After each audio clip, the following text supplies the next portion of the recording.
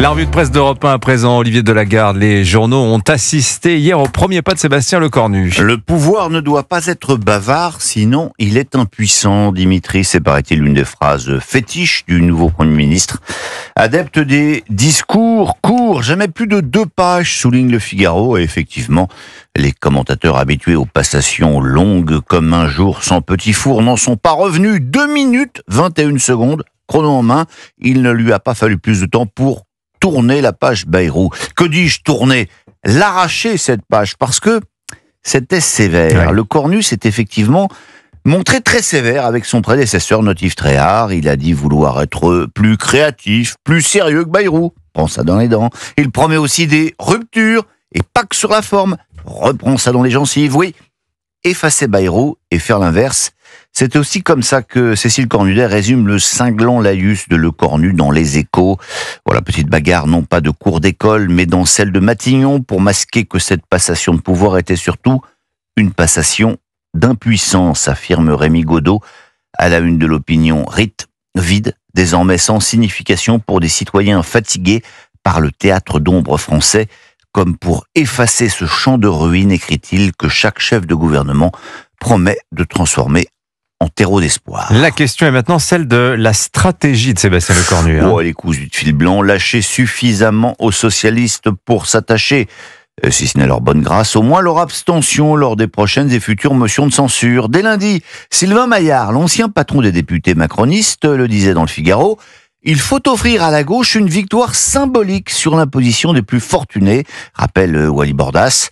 On est radicalement contre, c'est une sombre connerie, ajoute Maillard, mais il va bien falloir lâcher. Et un autre député Renaissance échafaude cette analyse lumineuse. Maillard a raison, dit-il, il faut assumer d'être contre les augmentations d'impôts et le faire quand même. On va parler de la stratégie de Sébastien Lecornu avec Alexis Brézet dans un instant. Pendant ce temps-là, l'extrême gauche, elle, tentait de paralyser le pays. Oui, avec un succès quand même très relatif. Ce matin, le mouvement Bloquons tout pourrait être rebaptisé #bloquons un petit peu, pas plus, mais dans la Provence de Marseille.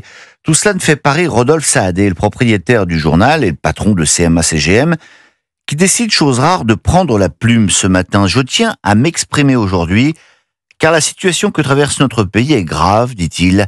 Les blocages et les manifestations devant la tour CMA-CGM sont l'expression d'un malaise profond. Je le regrette car je vois un pays fracturé.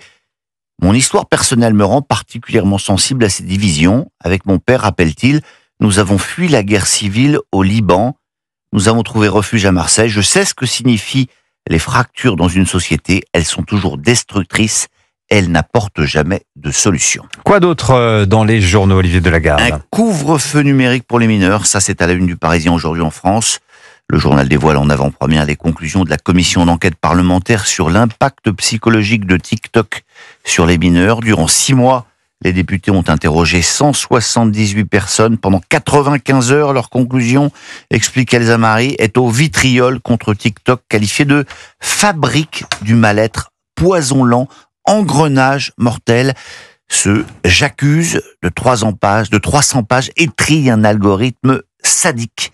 Adopté à l'unanimité, ce qui est un peu rare à l'Assemblée en ce moment, le rapport livre 43 recommandations, parmi lesquelles une interdiction de TikTok au moins de 15 ans, avant peut-être une interdiction totale aux mineurs.